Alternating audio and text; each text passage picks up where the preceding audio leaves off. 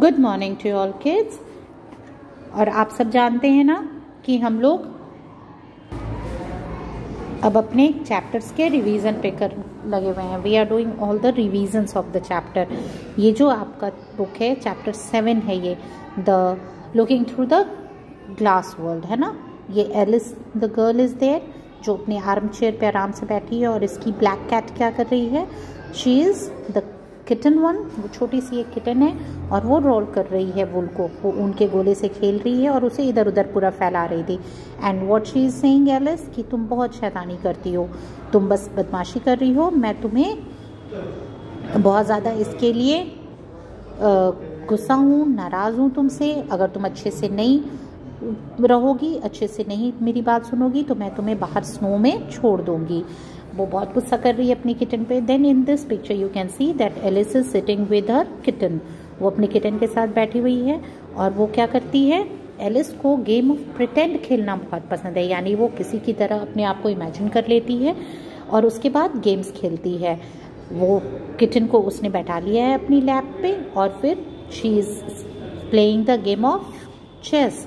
वो दिखलाती है कि चलो हम लोग चेस खेलते हैं। Then the glass, after playing that the chess she went through the glass.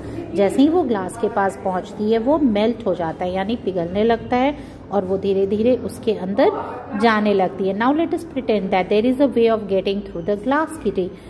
और नाउ शी इज प्रिटेंडिंग, अब वो ये क्या सोच रही है कि चलो हम लोग ये सोचते हैं कि ये जो ग्लास है इसके दूसरी तरफ भी कोई दुनिया है, चलो हम लोग इसके अंदर चल के और देखते हैं कि क्या है ये।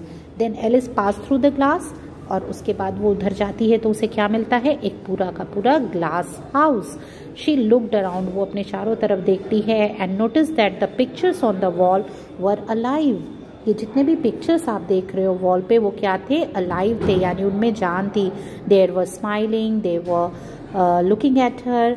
और जो ये क्लॉक था उसका फेस एक ओल्ड मैन की तरह था जो एलिस को देख करके और स्माइल करता है, जोर से उसकी तरफ देखने लगता है। फिर एलिस ने क्या नोटिस किया कि बहुत सारे चेस मैन हैं, जो छोटे छोटे प्यादे होते हैं ना, जो आप लोगों ने चेस खेला होगा तो देखा होगा, छोटी छोटी गोटियां, okay,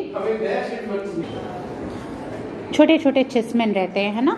and then she said that here are the red king and the red queen, there are the white king and the white queen. आप लोगों ने चेस खेला होगा ना, या आपके घर में बोर्ड होगा, कोई खेलता होगा तो आपने देखा होगा उसमें ब्लैक और वाइट दोनों कलर्स के की गोटियाँ होती हैं।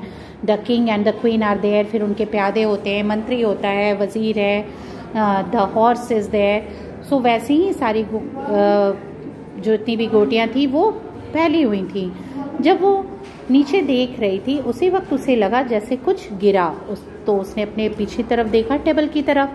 Then she saw there was a pawn, एक छोटा सा जो चेस की गोटी थी वो गिर गई और वैसे ही जो वाइट क्वीन थी उसने जोर से धक्का दिया किंग को और आगे बढ़ती हुई और देखती है कि oh it is the voice of my child. उसे लगा क्या कि ये तो मेरे बच्चे की आवाज़ है और वो दौड़ के आगे बढ़ती है। जब वो आगे बढ़ती है तो उससे किंग को धक्का लगता है और वो जाके फायर प्लेस पे गिर जाते हैं, एशेज में, यानी राख में वो गिर जाते हैं। और क्वीन क्या करती है, अपने लिटिल डॉटर को जो जोर जोर से रो रही थी उसे टेबल पे रख देती है। And then she called out to the white king who was still sitting among the Ashes.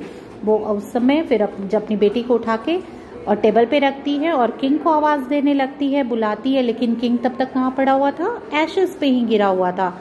तो एलिस को लगता है कि मुझे उसे हेल्प करना चाहिए क्योंकि वो नज़र नहीं आ रहा था, वो एशेज पे गिरा था और टेबल तक पहुंच नहीं पा रहा था और उसकी छोटी सी बेबी रो रही थी। तो उसने क्या किया एलिस ने कि उसे पिक किया और उठा के टेबल के पास रख लिया।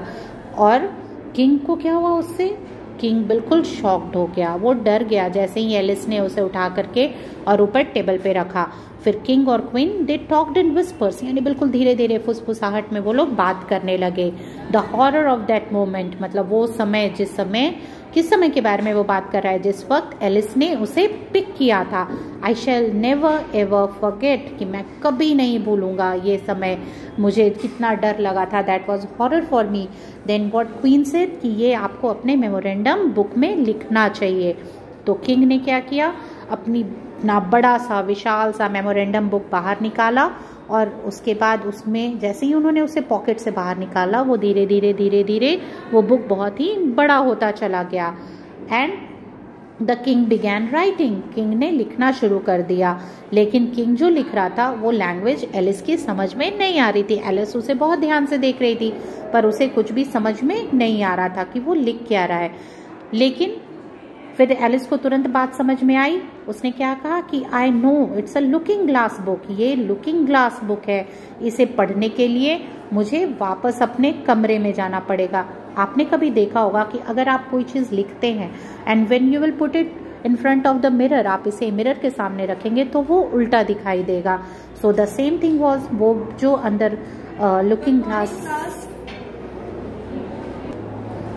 ओके, तो शी न्यू कि ये जो मैं आई हूँ ये तो लुकिंग ग्लास हाउस में मैं हूँ, तो यहाँ जो भी है वो उल्टा है, मैं इसे पढ़ नहीं पाऊंगी। इसे पढ़ने के लिए क्या करना होगा, मुझे वापस अपने कमरे में जाना होगा। Then after reading that Alice ने क्या किया, वापस अपने कमरे में वो आ गई और उसने फिर पूरा पढ़ा।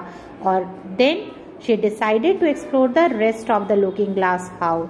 और उसके बाद उसने क्या डिसाइड किया कि वो अब जा करके और जितना भी लुकिंग ग्लास हाउस में और बचा हुआ है बाकी भी पूरे को वो एक्सप्लोर करेगी।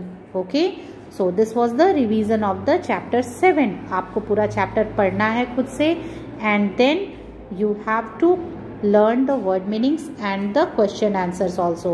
Okay, so revise the chapter, read it. आप लोग अपनी रीडिंग बहुत अच्छी करेंगे, read it loudly with correct pronunciations. Okay kids, thank you.